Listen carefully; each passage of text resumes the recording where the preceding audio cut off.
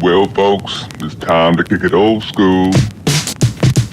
So you can feel cool. Give it to me, baby. Baby. Yeah.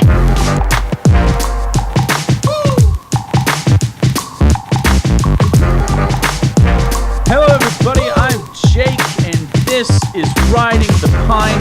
We have Lou. This is Fantasy Review with Jake and Lou. It rhymes and stuff. There's a lot of there's not alliteration. It rolls well. We should have a theme song. Fantasy Review with Jake and Lou. They're gonna give you the crew to win your league. Fuck, that was really good for like the first word. That was really good. We started off real hot and I really then did. faded away. Yeah, we did. Just like insert fantasy football joke.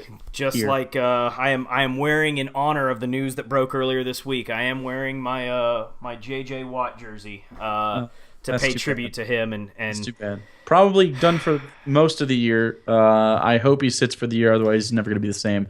To give you an idea, like the entire city of Houston it's basically been just Sarah McLachlan, just in the arms of the angels, has just been playing behind all of us.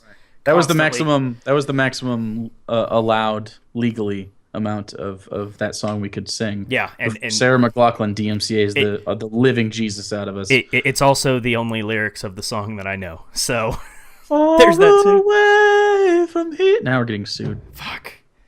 Anyways, We have nothing. The first segment up today is waiver wire pickup / streamers, meaning if you need a guy to fill a gap, maybe you got bye weeks if you got some Packers on your team, or just you're streaming because you decided to go 0 RB or 0 QB or 0 every position. This would also work well for cheap DFS plays. But so my first one is quarterback. We're going to go quarterback first. Only owned in 7.9% of leagues. Jimmy Garoppolo. Now, this is contingent on the injury report, of course. So, and keep in mind, there's no more probable designation, so he will be questionable probably up until game time. But he plays an 11 o'clock Eastern time kickoff game, so it's not like you're waiting there. You're not waiting until fucking Monday to play your guy. It's happening right away. So if he's available in your league Sunday morning, and you have a guy like, I don't know, Jameis Winston against Denver, or Ryan Fitzpatrick against Seattle as your starter, Or maybe you hopped on that Wentz wagon. or you've hopped on the Wentz wagon, Which is taking a pit. Which all the aboard Wentz to Pennsylvania. the Wentz wagon doesn't have bye weeks. It has pit stops. Trademarking Jesus. that right now. That's not how trademarks work. Anyways, I said it. if the reports say Jimmy Garoppolo's playing, just you play the man. Buffalo has a very suspect defense. Rex Ryan and, more importantly, Rob Ryan is in charge of that team. So I never have faith. And also, New England just looks amazing all the time. Like, for instance, if Garoppolo is slated to play, I am playing Julian Edelman on my team because I'm pretty sure their offensive output will be great. And the only good game that Buffalo has had this year, I know they've only played 3 games, but it was against Arizona, who has been very underwhelming this year. So I gotta go Jimmy Garoppolo as my first quarterback, deep, very accessible access waiver wire pickup. Lou, who's your first waiver wire pickup this week? First waiver wire pickup for me is also going to be a QB, and I'm going with Brian Hoyer, not Brandon Hoyer. That's his brother. That's not the same guy. No, I went for a while earlier today calling my former QB here in Houston by the wrong name. Brian Hoyer coming in for the Bears. Now, this pick is similar to Jake's in that Jake's is contingent on if Garoppolo is going to be in the game. The same is true with Brian Hoyer. Now, we've got about a 90-ish percentage is what the Chicago media is saying. We've got about a 90% chance that Hoyer starts.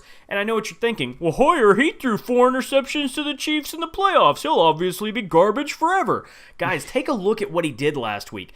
The guy went off against the Cowboys. Went out there on 1 week's notice. In fact, he actually did really well. He did fairly well in 1 quarter of play against Philly coming off the bench. But last week, 317 yards, 30 for 49. A little shaky on the completion percentage. 2 touchdowns, no interceptions. He did lose a fumble on a sack, but still 20 points that he was able to rack up against the Cowboys. And I know what you're saying. You're saying, well, Lou, that's the Cowboys. They're the 23rd worst pass defense in the league. Well, Let's take a look at who he's playing against this week. No matter how many times Jake keeps telling all of you that the Lions have a legit pass rush finally, and they have 2 quality corners, they don't. They're ranked 30th in the league in pass defense. They are dead last in scores given up to opposing quarterbacks. They've given up 10 touchdowns through the air so far this year. Brian Hoyer, excellent pickup if you're in a 2 QB league, a fairly deep 2 QB league, or if your Wentz wagon is taking a pit stop, or if you've got Aaron Rodgers, good guy to pick up. He's available in 97% of ESPN leagues. Quality pickup. I agree with you. Now, as far as the Lions comment, I will say a lot of that has to do with the scoring volume and forcing other teams to pass and kind of abandon the run. So if you look at it, they have skewed statistics in that respect. Again, and with Ronnie Hillman down, the Bears have abandoned the run pretty quickly. I mean, Brian Hoyer threw the ball 49 fucking times against the Cowboys. Jordan Howard, by the way, is also he's an honorable mention to this list. Right, but to what you said, though, the Lions' offense has been credible. They're going to be up at some point early in this game. The Bears are going to have to throw the ball. I'm not saying you're wrong. I'm just defending my fighting Cooters. Anyways, my number 2 waiver wire pickup / streamer is Cameron Artis Payne, who is only picked up in 29% of leagues, and the Panthers are visiting an Atlanta team that can't contain the run, and against a much better defense in Minnesota. Artis Payne had 12 carries for 47 yards and 1 catch for 11. Just imagine what the guy could do for this price with 15 touches against the Falcons. That's a steal. I mean, especially if you got an injury. For instance, if you are a Jonathan Stewart owner, this guy outrushed Fonzie Whitaker and had more touches. Whitaker's not the guy. I know Whitaker looked good the other day when he got 100 yards in week 2. But no, Cameron Artis Payne is the guy this week. And again, they're going to go off. They had a really bad game, a really tough game against Minnesota. You know how emotional the Panthers are. They're going to go out and probably crush Atlanta, at least physically. I don't know if the score is going to match that because Atlanta can score. But I expect them to win this game, probably through the run. My only concern I have with that pick, and that is a quality pick, the only concern that I have, Cam Newton has played fairly poorly over the last 2 weeks, has come out, has really in week 1 and week 3. Week 2 he was fine, but in week 1 and week 3, last week just god-awful. I'm afraid, you're right, they are an emotional team, and Cam is the center of that. I'm afraid Cam's going to say, fuck this, I'm throwing 12 touchdowns today. That's my only fear, is that he's going to go out there and play out of control. Now, as far as the matchup is concerned, you're right. The Falcons, that interior part of their line is miserable. They couldn't stop me from getting 60 yards in a game. So, you're right. Artis Payne... Your endurance would stop you, but they couldn't. Well, let's be real. I'm breaking through the line of scrimmage and I'm winded. Yeah, you are oh, who was J Train? What was his name? Oh, what was that big fat running back's name? Anyways, well, Mike Tolbert's on that team, so I don't have a position to fill. Yeah, no, I agree with that one. I'm gonna go a little bit different, and actually, I'm gonna go second level. I'm gonna go extra meta on my conditional. Pay attention to who's starting pick for my second waiver wire for my second pickup this week, and that's going to be Zach Miller. Zach Miller, tight end for the Bears. First 2 weeks of the year with Jay Cutler in there, didn't do anything. The guy had zero production. Excuse me. Came in the first 2 weeks, had 33 yards and 14 yards off of a couple of carries, off a couple of receptions, scored less than 10 points. Comes in Dallas with Hoyer starting, goes off. 8 receptions, 78 yards, should have had a 9th reception for another 20 yards, dropped a ball in the middle of the field, and 2 touchdowns. Guy scored 27 points in PPR leagues. Guy went crazy. Why is that? Because Hoyer is not going to be able to take advantage of Alshon Jeffries on the outside. He's not going to take advantage of the guy deep downfield. He can't throw the ball more than 30 yards. He's going to be in a position where he's a poor man's Alex Smith. So he's going to be checking down. He's going to be checking down to his running back. He's going to be checking down into the slot over the middle, and he's going to be looking for that nice soft pocket in that cover 2 that the Lions like to run. You've got that nice soft pocket on the right side of the line. That's where Zach Miller, if Brian Hoyer is playing, Zach Miller is going to be able to sit there and gobble up 8-yard passes all day. Plus, he's a great red zone threat with Brian Hoyer. Zach Miller all the way if Hoyer is playing. Sure. My next one up is going to be Chris Ivory, who I'm kind of breaking the rules just a little bit because Lou and I have kind of set the bar at 70% ownership or less for these pickups. Or if Dom has heard of him before. But he's been at, right, if Dom's heard of him. But he's at 72.6% of leagues. I got to pick him up if he's available in the league. So I got to mention this because TJ Yeldon is human garbage. I mean, the man has looked worse than Madonna's arms. He's just, and by the way, Chris Ivory has practiced fully on Thursday, practiced a little bit on Wednesday. He's back. He's in. They're also playing the Colts, who made Theo Riddick look good between the tackles. Chris Ivory, and not only that, long term, which is why he's owned over 70%. He's probably going to be the guy in that team, right? He's going to get the goal line touches.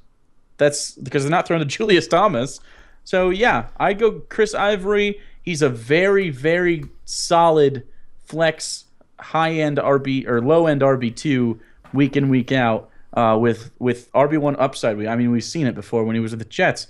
Sometimes he'll just score 2 touchdowns and run for 100 yards. It just happens. Yeah, Jake, if you'll excuse me for a minute, since you said that, I'm actually in Photoshop right now. In this Clay Matthews picture we have in the center of the screen, his bicep pose, I'm actually putting Madonna's biceps on over him right now. So if you'll give me a minute, I just need to take some time to do that. No, I get it. Chris Ivory is so inconsistent to me.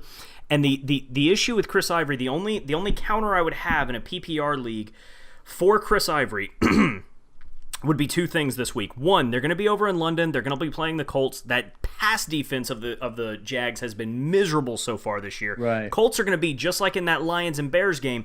The Colts are going to be up early in this one. So I don't think that Chris Ivory is going to see the opportunity. Now, that being said, Chris Ivory went off last year against the Dolphins. He got Joe Philbin fired when he rushed for over 100 yards last year in London. I don't know if the Colts are really slow starters, and they only have T.Y. Hilton now. Moncrief's scapula's broken off. They have 17 tight ends to throw the ball to. Jack Doyle is a red zone guy, but not really a move the sticks guy. Dwayne Allen's okay. Frank Gore is running like he's 23 years old again, though. Frank Gore, but they have Malik Jackson to kind of counter that. I don't know. I feel like it's a London game, so I don't get really high on passing games in London because they've traditionally not been well played games. Well, Blake Bortles played excellent in London last year, completing a couple of touchdown passes to Alan Hearns and Allen Robinson. Yeah, I'm excited for that. With Chris Ivory taking over for the first time again this year, I'm skeptical. But you're right. He's fresh off that Zika or whatever he had. He's off that Zika virus. That's right. I have no idea. He just went away, and they won't tell anybody. Oh, I was kind of convinced that that's what it was. I mean, they didn't want to cause a panic, and they're right there in Florida, where you have a lot of immigrants coming in from South America. That's South of America. South of America. Yeah, I said it. South of America. Yeah. I'm glad this isn't a baseball show. Everyone's from South of America. They are. Anyways, South and slightly east. Guys, another pickup I'm looking at this week because we've all seen what's happened with Dez Bryant. It appears that Dez Bryant is going to miss anywhere from 3 to 4 weeks at this point. That hasn't been confirmed. We're fairly certain that's what's going down. Jerry Jones says he's going to start him at quarterback regardless. This is his team. This is Dez Bryant's team, okay? This is Dez Bryant's team. Dez Bryant's going to be taking some time off. The Cowboys' offense has been run solely through Dak Prescott and Cole Beasley at this point through the air. That's been his primary target. Cole Beasley, available in 65% of leagues on ESPN. He's not a guy who's going to be a red zone threat because I think he's 4'7". He's not a guy who's going to be running a corner fade because I think he weighs 72 pounds when he's dripping wet and with his pads on. But the guy is over the middle, is the best possession wide receiver so far this year. He has hauled in 20 of 25 balls. He has the best retention percentage of any receiver in football right now. Take a look at him. Cole Beasley, excellent pickup for this week. I'm just saying, like, long term, I think that's Edelman. But either way, he is Diet Coke Edelman. Like, I like Cole Beasley a lot. If he was on a better team, I think he'd be PPR darling. Yeah, he's the like, Fago to Julian Edelman's Coke. Imagine him on the Colts with that passing offense, with T.Y. Hilton on the outside, and Moncrief on the other side, and Philip Dorsett on the opposite slot. Yeah, Cole Beasley's catching 112 balls. Yeah. So yeah, no, I totally buy the Cole Beasley thing, especially with Dak, who needs guys to catch the ball. Now he's only got one touchdown, and that one was to Dez. But other than that, I don't know. As far as PPR, for sure. PPR Another format, PPR. he's a quality, high ceiling flex. Now another PPR guy who I actually chose over Cole Beasley for this is Jamison Crowder, who has been good on the season. He has 16 catches and 2 touchdowns. He actually broke a 50-yarder off the other day, which is not normal for him. That's usually a D-Jack situation in Washington there. But he's going against the Cleveland Browns, who everyone's high on Terrell Pryor, and I agree. Terrell Pryor is just going to get the touches. It's kind of like the Richardson syndrome, where although Terrell Pryor is not whole blind, so I think it's going to work out just fine for him. But he's just got excellent value. He's only held in 43% of leagues. He's got Kirk Cousins throwing in the ball, who they've not played very well as a team, but the dude has hit 300 yards in 2 of 3 games. The other one was like 298 or something. It was very close. This guy will get action. He spreads the ball around well, Kirk Cousins does. Zero running game in Washington. Zero running game. They have to move the chains. So it's basically him and Jordan Reed right now with the occasional D-Jack sighting. So, yeah, I'm totally in on Jamison Crowder. I actually picked him up in our league because I think he's more valuable than the 43% of ownership. He should be one of those 80% guys. It's really surprising. He's at least a wide receiver 3 in most leagues. Easy flex play almost every week. And out of everybody that we've named so far, with the exception, I think, of the Bears players who are going up against the Lions, easily has the best matchup this week. Jarvis Landry just made... I mean, when you can make Ryan Tannehill look like a top half of the league quarterback, you know your secondary and pass rush is miserable. Yeah. The Browns are just, they're such a dumpster fire. Obviously today, we're recording this on Thursday the 29th. We heard about Josh Gordon will not be returning to the Browns. That's how bad the Browns are. He'd rather go to rehab than come back to the Browns. Yeah. Jesus. Yeah. But we'll get into that on our next show. Well, Jake, that's all. That's all the pickups. That's all the ones you for this have. week. Well, Yeah. I have one defense. Now the popular. Okay. I'm defense sorry. is- I do have a defense. I'm sorry. Oh, okay. Well, the popular defense is to stream right now. Raiders. Some people are picking the Colts against Jacksonville. I think that's stupid. But Raiders at Baltimore might be okay. Denver doesn't score a ton of points, so some people are picking the Bucks. They're projected a lot of points. I don't get that shit. But I'm actually going with someone you've been poo-pooing the whole time, the Lions. Now, this is for a reason. Their stats poo-poo themselves. Well, I don't need my help. They'll be dirt cheap in DFS and auction leagues this week. Dirt cheap. And if you're waiting on your defense and you only need a few points, these are your guys. They're available in 93% of leagues, and the Bears have given up 3 sacks and 3 turnovers per game this year. Per game. So I'm just saying, if you need a defense on the cheap, like you're out of fab, you have like $1 left in your budget, and you need a defense, these are your guys, and you're hoping here for a defensive touchdown or like a strip sack in a return or something, because it could definitely happen. They will get the ball out of Chicago's hands at least twice, I think. So that's my play. That's a good one. Here's one that I'll give for everybody to stay away from. One that has shot up in popularity so far this week has been the Titans. Everybody thinks, oh man, this Houston offense is starting to fall apart. Don't touch the Titans. I'm seeing a lot of people in daily fantasy touching them right now for super cheap, like Jake said. A lot of people are touching them because they're real cheap. Don't. Stay away from that. A far better play to go with this week is going to be the Cowboys at San Francisco. That Cowboys defense is going to be a quality play because of what we've seen so far from the Cowboys as far as time of possession this year. They've been able to hold on to the ball. They finally have a running back with Ezekiel Elliott. They just won't give him the ball on the 1-yard line. Can you tell he owns Ezekiel Elliott? No, they've done an excellent job. Now another team that you might want to pay attention to, and this is one that you're really going to have to watch, and you're going to have to play a lot of mind games because they're going up against the Patriots this week, is going to be the Bills. And here's why. I know we hate Rob Ryan, we hate Rex Ryan. I get it. But if the Patriots genuinely end up starting Julian Edelman at quarterback, if they genuinely end up doing that, they're going to run the ball with LeGarrette Blount, and they're going to be able to stack not 8 in the box. They're going to be able to put 9 in the box if that's the case. I wouldn't be surprised if there's if it's a trick play game. Like I'm thinking Boise State, Oklahoma. Are you thinking Les Miles has been hired by the Patriots now, and he's going to come in and be their trickeration coordinator? No, Yeah, but no, really, I'm not thinking that at all. I'm just saying, like, if Julian Edelman's in there, you've got to do something. I mean, they're going to run Wildcat and Pistol, and yeah, I think so. In I don't know, reads. Yeah, and it's gonna be crazy. There's gonna be a lot of shit going on. It's gonna be wild. So I'm assuming Garoppolo's starting though. But still, safer bet is going to be the Cowboys against the 49ers. The 49ers, aside from that first game against the Rams, have looked like absolute flaming garbage. They've given up a ton of points to Carolina and to Seattle last week. I think you got to play the Cowboys in this situation, and this will probably be the only time all year that I tell you to play the Cowboys streaming defense. Now for the buy, sell, keep, and drop segment. The segment where we tell you to buy, sell, keep, or drop players in fantasy football.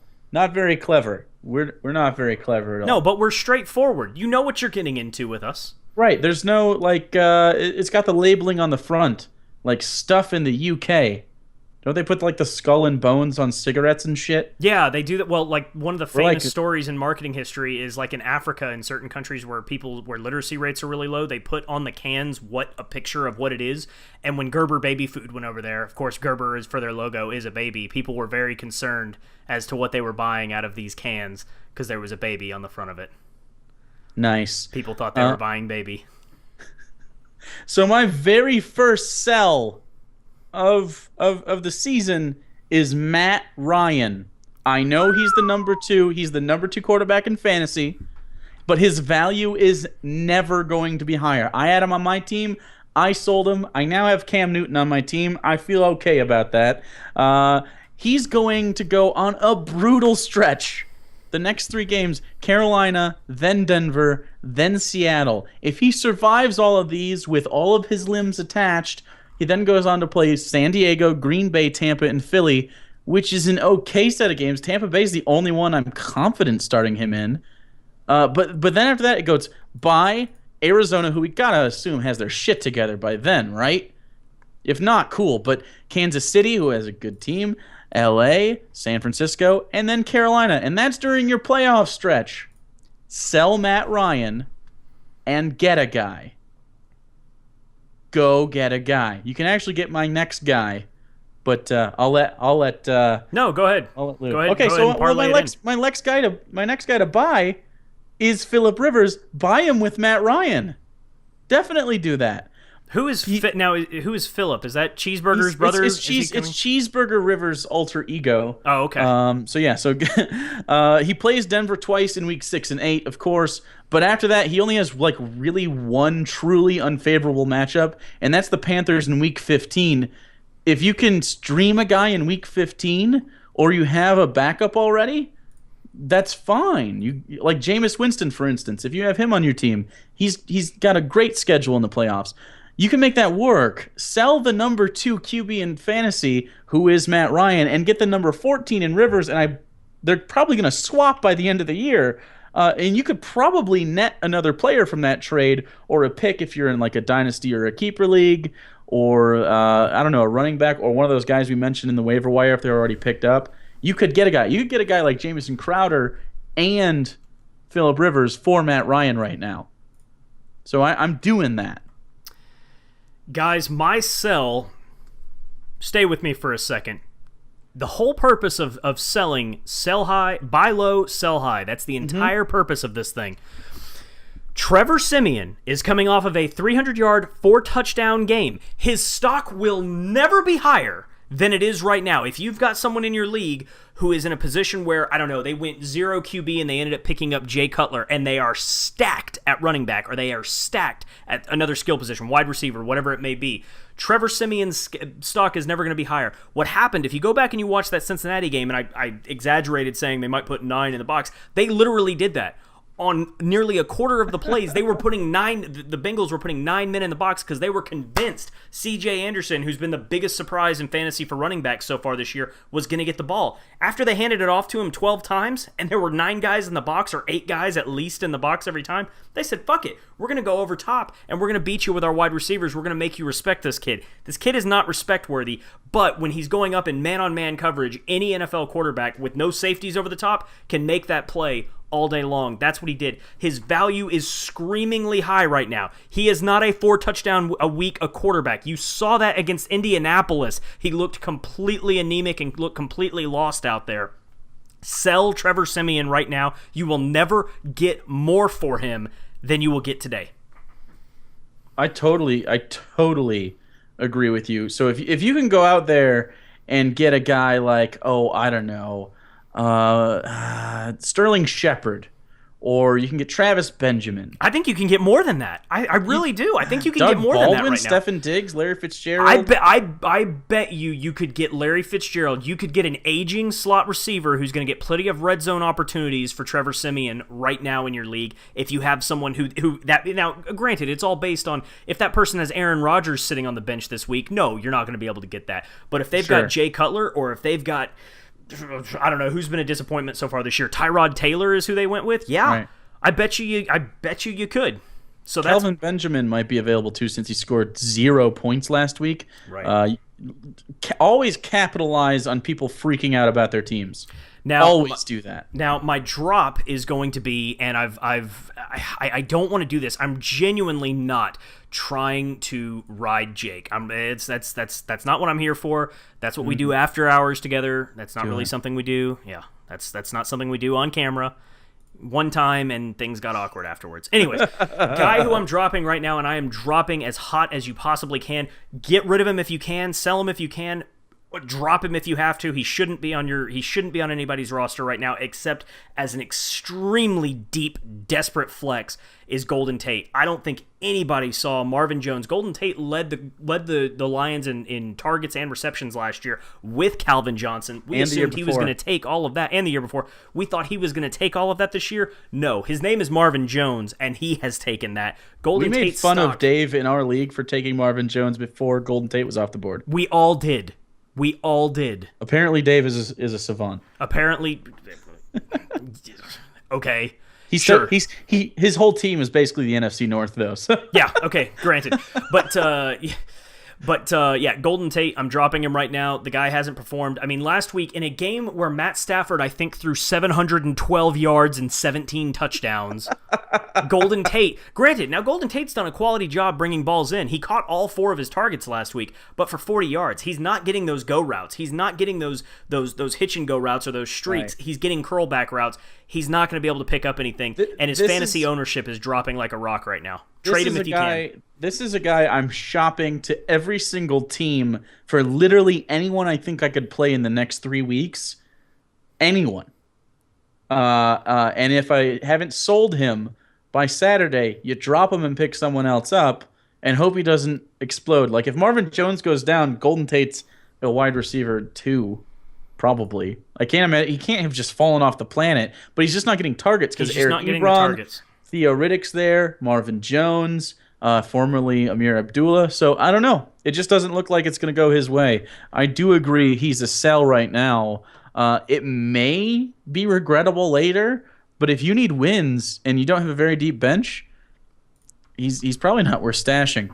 So my next guy is actually a keep. And this is Blake Bortles. Even if you're in a very quarterback light league, like a 8 to 10 team league, don't drop Blake Bortles. He's going to be a top 10 guy by the end of the season, I think. Don't jump ship. I know that we're in rocky waters right now, but Green Bay, San Diego, and Baltimore all have defenses that we thought were initially shit, and they're actually pretty good. we projected them not to play well, but I mean they just have, and not just against the Jacksonville Jaguars, who, by the way, told you Chris Ivory is a pickup. He's a pickup for this week. Like Lou said, I don't know if he's a season-long solution because that offensive line doesn't look very good. They throw the shit out of the ball. The Allen brothers are still a thing. Julius Thomas is still a good tight end when healthy. It's okay. It'll be fine. They play Indianapolis this week.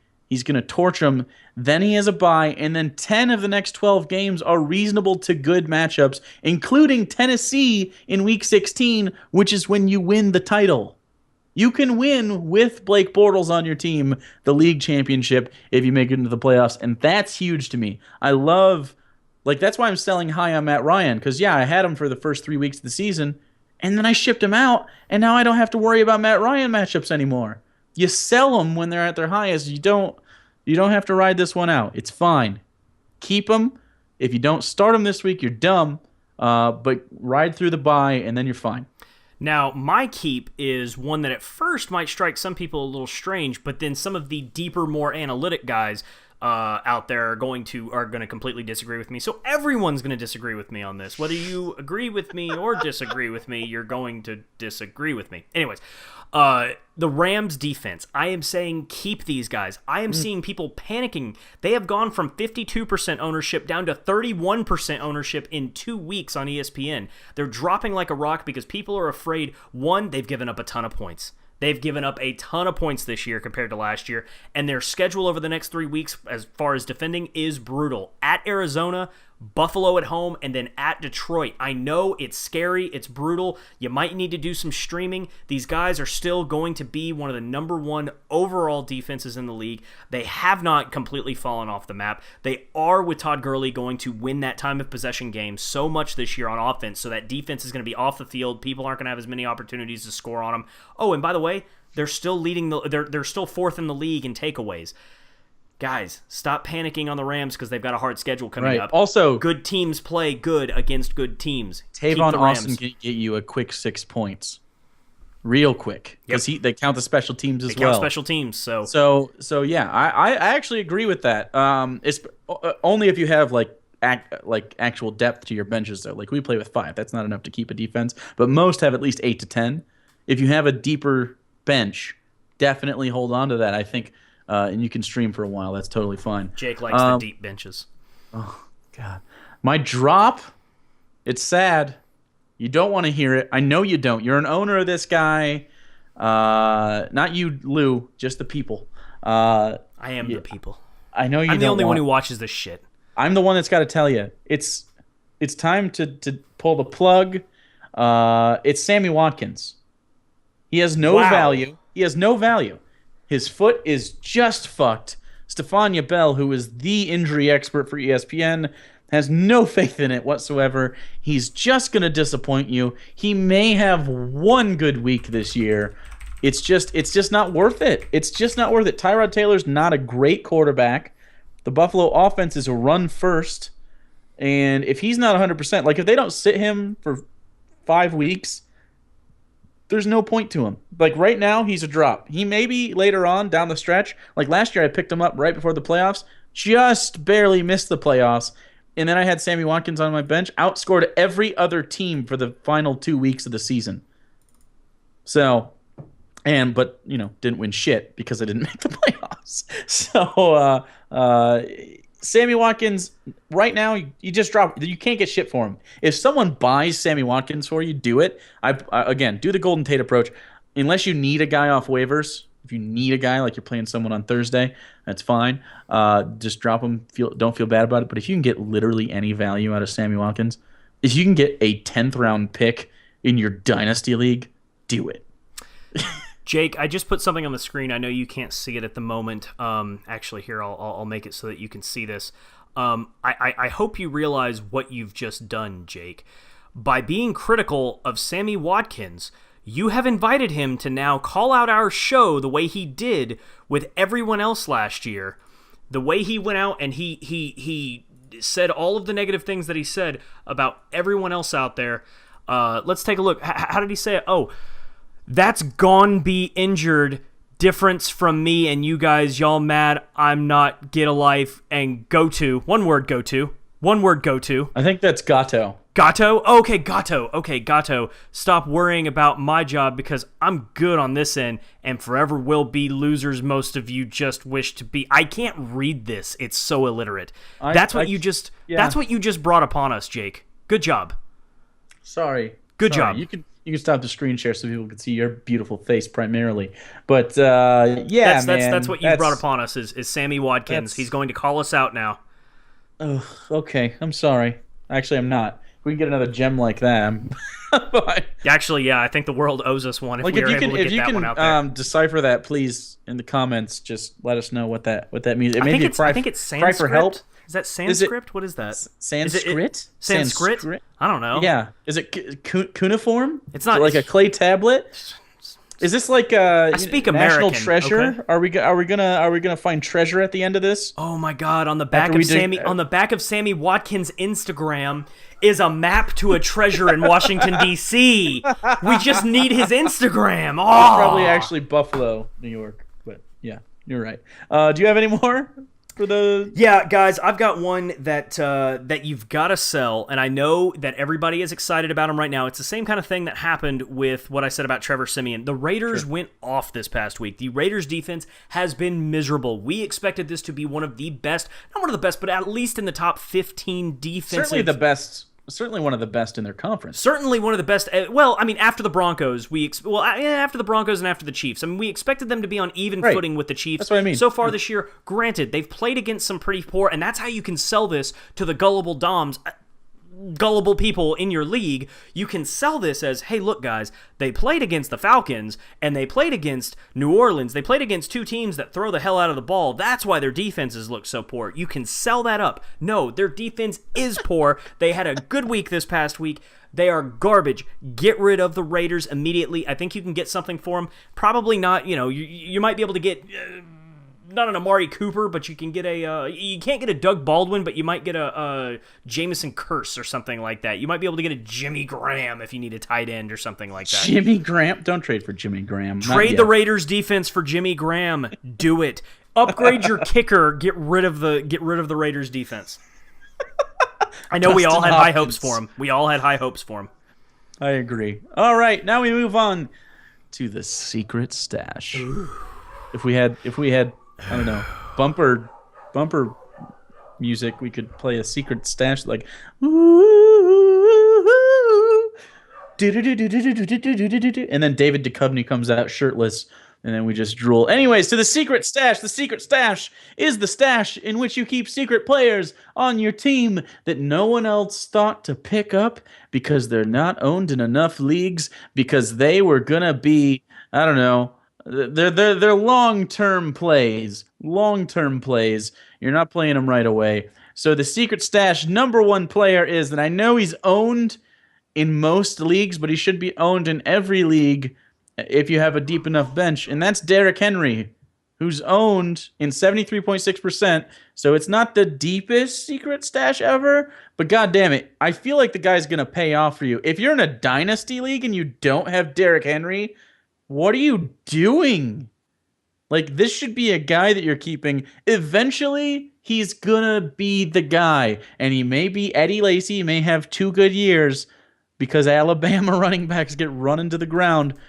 But he's gonna be the guy. I expect DeMarco Murray, who before last year and the year before, although last year he had some injuries, had been the injury guy along with Ryan Matthews, really. It was DeMarco Murray and Ryan Matthews. You knew that, yeah, okay, he's going to have an ankle or a knee or a hip or something, and he's going to be out for a few games. They'll come back and play all right. No, he's just been very durable recently. He's due. He's so due. And I don't want to wish injury on a guy, but let's be real. They run the fuck out of the ball. DeMarco Murray touches the ball 20-plus times a game. Derrick Henry is going to end up with the ball. Now, if you don't have space in your team, that's fine. Monitor the situation. Just hope you jump on that before DeMarco goes down, especially down the stretch. I mean, they have a pretty good schedule. They run the ball nicely. So right now he's actually owned more than I thought he would be, but worth the pickup because he will be dropped during bye weeks like this week right now, and then moving forward, I think he's going to be available until week 6 or 7. and then get them because their bye week is week 11 or something like that. So I've actually got two guys that I want to put on my secret stash this week. The first is going to be related to something we talked about on RTP Live earlier in the week. That's right, Tuesday nights, 9 o'clock Eastern. that's RTP how time Live. works. That is how time works. We eat stupid shit, and then we say stupid shit. Watch the show. It's great. Something that we talked about earlier this week is Jerry Jones telling people Tony Romo is going to take over this team. People, if you have an injury reserve slot on your team, use it. You have no reason not to. It's not like they're like timeouts in the first half. You don't get them back if you don't use it. You don't get an extra one next year if you didn't use it at all this year. Correct. Pick up Tony Romo. He will be back on the field. There's a 75% chance he breaks his neck during warm-ups when he comes back for that first game. Granted. But if you're going to be in a position later on in the year, if in week 10, if you have either Andrew Luck or Tyrod Taylor, two guys who are going to be in their bye weeks in week 10 when Tony Romo's supposed to be coming back, throw Tony Romo onto your roster right now in your injury reserve spot. Why not? It's free. Go ahead and do it. And if one of your main players goes down for 3 weeks and you have to stream, fuck it, drop him. That's fine. Fill that injured reserve spot. There's no reason not to have someone there. You've had him since day one of the fantasy season. I said, hey, I didn't. Why not? Fill the fucking spot. I get it. Fill the spot, man. It makes sense. Another guy who I'm saying stash away, and in a deeper bench league, you can get away with this. Martellus Bennett. Martellus Bennett's value, he's a guy who a lot of people, how when we just did our buy, sell, and trade, a lot of people are selling Martellus Bennett right now because Gronk is coming back from injury this week, and everybody thinks that he's going to be taking over that spot, and he probably will. He probably will. But guess what? Gronk is going to end up tripping on something. He's going to trip over one of his harem of women, and he's going to end up hurting himself. I feel like it's a full... He assumed it was an empty can that he could step on. It's a full monster Gronkosaurus thing, and he's like going to roll his ankle on it. No, and probably what it's going to be is I imagine that Gronk recycles his cans by smashing every one of them on his skull, and he's going to have one, and it's still going to be full, and he's going to crush a full one on his skull. Gronk will go down later in the year. And or the Patriots, hey, we all thought they were going to be 1-3 or 2-2 at best. These guys are going to be 4-0 after this week probably. They're going to be resting Gronk later in the year. Hold on to Martellus Bennett. He's going to be a great option when Tom Brady and Gronk are sitting at the end of the year once they've got this division wrapped up in say week 7. They're going to be taking them out. Garoppolo is going to get more time, or Brissett is going to get more time later this year. They're going to be able to hook up with Martellus Bennett again. I know that's a long way off, and I know that's a lot to hold. Gronk is going to get hurt. It might happen in week 4. It might happen in week 14. It's going to happen. Hold on to Martellus Bennett. Stash him. I will say, too, that the Patriots basically invented the 2 tight end set. You remember when that one guy that murdered the other people, Aaron Hernandez? He was really good in the NFL before he murdered those. Well, during the time he murdered those people, but after he got caught, he was no longer good in the NFL because he's in prison now. But Martellus Bennett could be... Do you think he's picked first for sports in like, or do you think guys are like embarrassed? No, he's the captain. He picks. Oh, he's the picker? Okay. Right, okay. He's the picker. It's kind of like the bitch situation, but on the basketball court. Anyways, Martellus Bennett could still be very productive in that offense. He could be the third option or second some days on that offense. Now, Dion Lewis is coming back in week 6. Week 7, he's on the pup list. But LeGarrette Blount has been running the ball like a madman, and people, that's the thing. That doesn't people have happen. known that they're going to be running the ball with backup quarterbacks in there. Yeah, but that thing is, when Tom Brady comes back, they don't run the ball with LeGarrette Blount anymore. At least not as much. They pass the ball to Dion Lewis. They would with James White and Brandon Bolden, but they have not been playing well. No, Tom Brady is going to be like a sailor that's been away at sea for a year, and the field is his wife. And he's just going to go... He's going to crazy. Fuck everything. He will destroy... And I feel so bad for Cleveland. They don't deserve this. Cleveland is who they play in week 5. They don't deserve that. I agree. They don't deserve that. I have 2 more, actually. I have an honorable mention number 3, but the 2 main ones I have, Kenneth Dixon for Baltimore, because they have not figured out that backfield situation. It's like 17-headed monster. I think it's a Hydra at this point, and everyone gets it's kind of like participation awards, where you know how like in like when your basketball team was the blue team or the orange team, every kid gets to play, and hopefully everyone scores a point. Ew, you played at the Y? No, it was like community intramural thing. Anyways, that's what's happening in Baltimore. Kenneth Dixon's been injured. He's their favorite guy. Most people agree. He's easily their most talented running back. So I think right now he's only owned in just under 19% of leagues. So he's available most likely. You put this guy on your bench if you have space, and you wait it out because that it should shake out to where Kenneth Dixon's the feature back there with Justin Forsett spelling him, and he's a 3-down back. That's the guy you want. So you could have a guy who locked down his spot, which is what you want in fantasy football. Now I know a lot of people are like, "Well, Darren Sproles is available and stuff like." He's in a timeshare, and I don't like that. Also, the other two, the young guys in Philly, are probably worthy of this stash designation, but we're not going to be here forever. My second one is only owned in 47% of leagues. Corey Coleman got dropped hella times because he broke his hand. He's not going to be out for the year. He's going to be out for 4 weeks? Yeah, he's coming back. And by then, Josh McCown's got to be healthy, right? Or Terrell Pryor's going to, I don't know, can he win another Heisman? Is he eligible? He may win another Heisman in the NFL just by racking up he plays every position. So, yeah, Corey Coleman, I'm stashing the fuck out of him if I have space on my team. We don't gnarly because it's small, but you guys probably do. Get the man. I mean, worst case scenario, you have a Sammy Watkins from last year's situation, and he plays during the playoffs, and you have this extra wide receiver, especially in PPR formats. It's because there's no one else to throw to besides Terrell Pryor, and he could be throwing the ball himself. So, yeah, pick him up. Honorable mention to DeAndre Washington from Oakland, but I really don't like the Latavius Murray timeshare business. So I'm going to stay out of Oakland for a little bit, see what happens. So you don't have any more secret stashes? That's it. I'm ready for the locks of the week. The locks of the week. These are guys that you need to play in every league, regardless of format, standard, PPR, Dynasty, DFS, it doesn't matter. Play these people. I'm assuming you can't go out and get them, but if you think you can go out and get them, maybe trading your Matt Ryan for one of these guys, do so. Definitely do so. My number one, I know it seems obvious, but some people are off the Newton train. Choo-choo, motherfucker. He's going up against Atlanta this week. He played against Minnesota and really he got sacked 8 times and threw 1 billion interceptions. He looked like shit. He's not shit. They're just that good. Atlanta is this bad, though. Atlanta's given up 10 passing touchdowns over the past 3 games, almost 300 yards on the ground in that span, including 2 rushing touchdowns. Cam Newton is going to do Cam Newton things after getting knocked around by 2 of the top 3 defenses in the league over the first 3 weeks. I mean, the man is here to play. We mentioned it earlier, Cameron Artis-Payne. They're coming out with fire. If I'm an Atlanta Falcons fan, I am just writing this game off. Don't expect much from Atlanta. Cam Newton's going to go ham. Ham Newton. My quarterback for the week that you've got to start is Andrew Luck, going up against that miserable, we've harped on it for the past week, that miserable Jacksonville secondary who hasn't been able to stop anybody. Andrew Luck is an absolute must-go.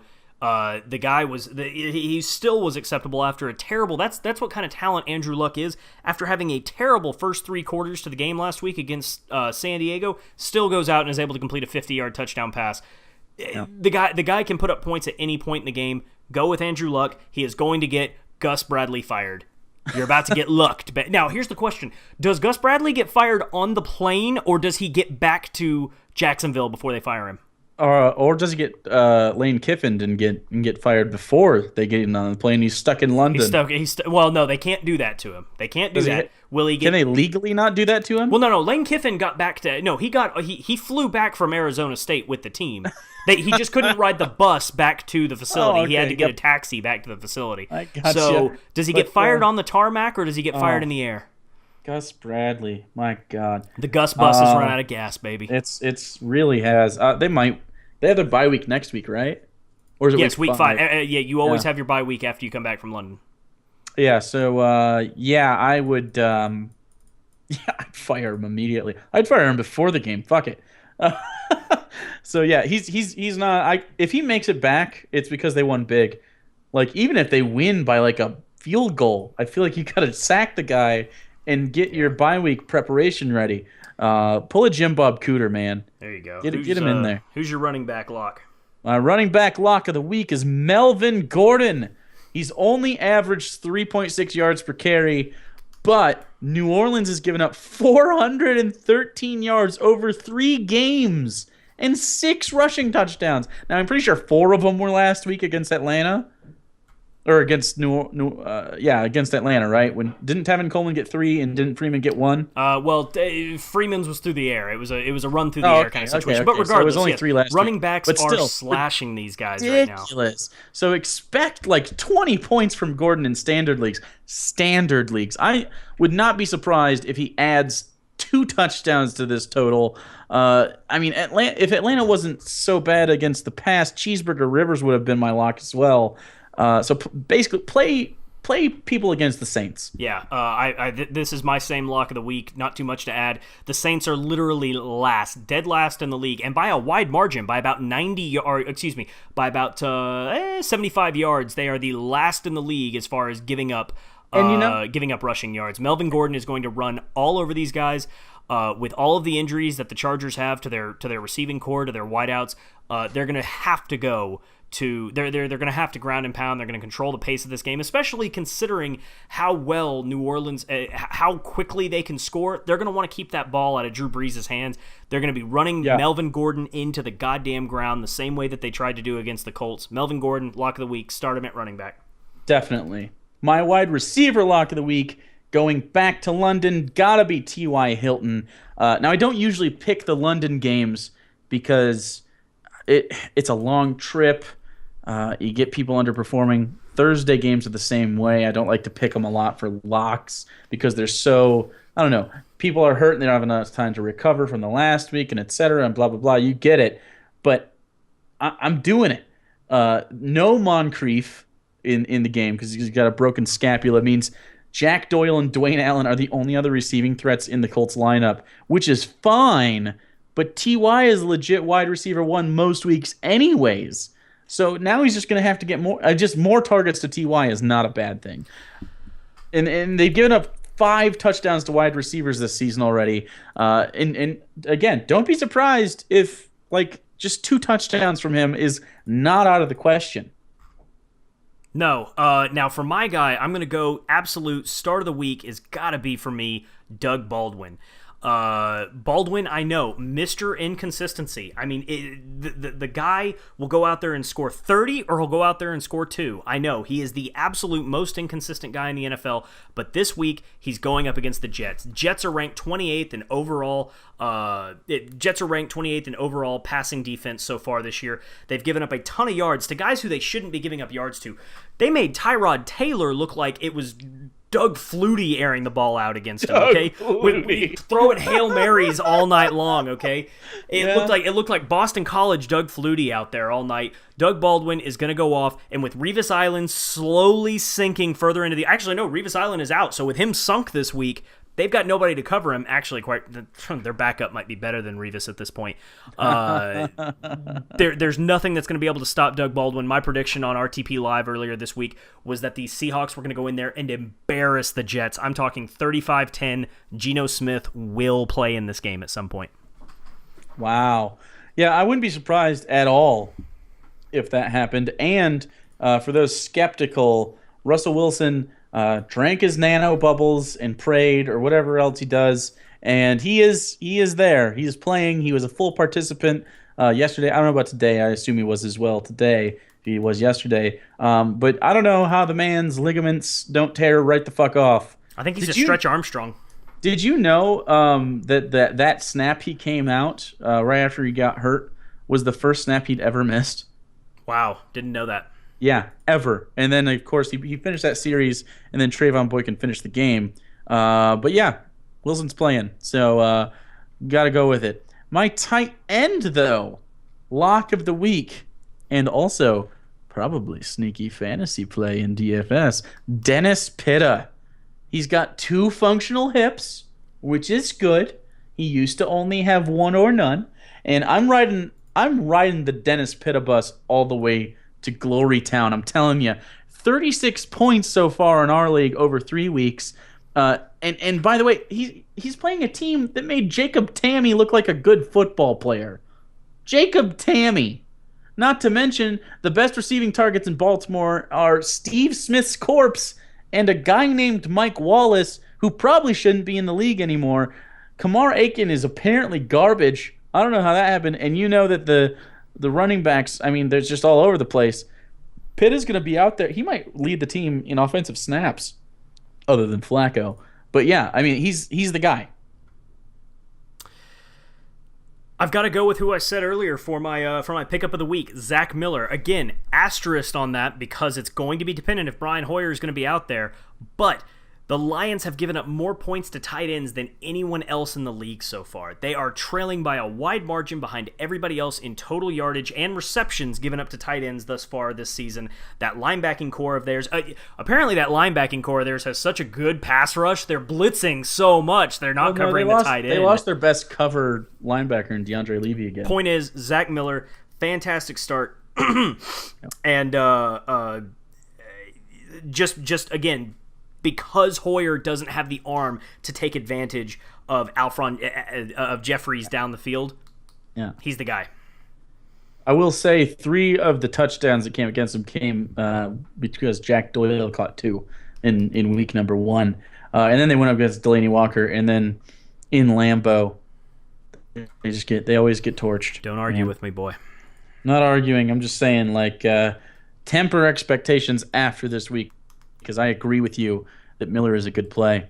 Now, my lock defense of the week is the Seahawks against the Jets, like you were saying. The Jets have thrown 7. Okay, Ryan Fitzpatrick has thrown 7 interceptions, 6 of them last game. But they've also lost 3 fumbles and given up 3 defensive or special teams touchdowns this year. This is week 3. I mean, we're going into week 4. They've given up 3 touchdowns to defenses and special teams so far. That's craziness. Craziness. And if we know 2 things about Ryan Fitzpatrick, number 1 is that he's definitely good for an interception or 2. Almost always. And number 2 is he lost the right to the beard. He's got to shave it. I feel like we should go on that website, that petition.gov or whatever, and sign a petition forcing legislation to make Ryan Fitzpatrick shave the beard because he doesn't deserve it this year. He just doesn't deserve it. Give that to somebody else. Give that to, I don't know, Cheeseburger Rivers. Whoa, actually, Matt news. Stafford could use some facial hair. But breaking news coming in from Matt Berry and being backed up by Ian Rappaport. Todd Bowles has signed Ryan Fitzpatrick up for Shave Club for Men. So he will be receiving those razors every week now. No, my D for the week has got to be the Texans. I know a lot of people are worried about these guys after they looked so piss poor against the Patriots a couple of weeks ago against a rookie quarterback in the Patriots. They also lost J.J. Watt. And they lost J.J. Watt earlier this week. People are panicking. Their stock is falling like crazy. Guys, they're going up against Tennessee. Outside of DeMarco Murray, Tennessee hasn't done anything so far this year. They can stack the box against him.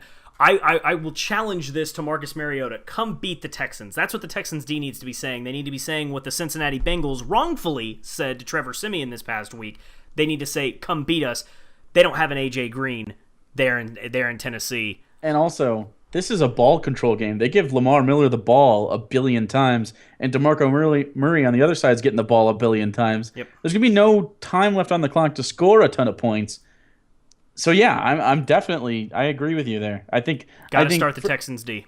And I also think that you're good for some interceptions and some sacks. Clowney's got to show up though. Like that's the thing that's got to start happening. He's got to be the guy that everyone thought he was going to be. And this is as good a week as any to do it because he's fast enough to catch Mariota in that pocket while he's rolling out or something and get some sacks. So if you can cause some turnovers, you're in the fucking money there, man. I think the Titans just suck. They just suck. Anyways, that's it for Fantasy Review with Jake and Lou. Ask us questions down in the comments, and if we get enough, we'll make a special episode Sunday morning so that we can answer all your lineup needs. So if you were saying like, hey, should I start this person over this person, or I'm going to make a trade, should I do that?